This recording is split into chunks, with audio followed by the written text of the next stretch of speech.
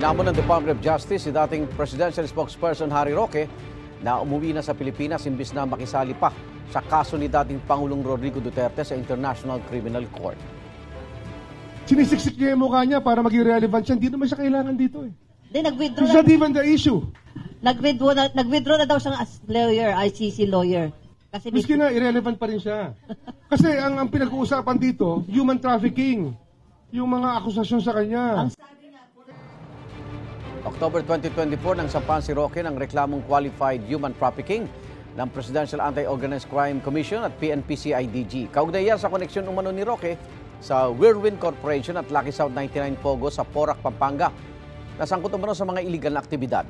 Sabi noon ni Roque, gawa-gawa lang ang mga aligasyon sa kanya at ginit na wala siyang kinalaman sa Pogo.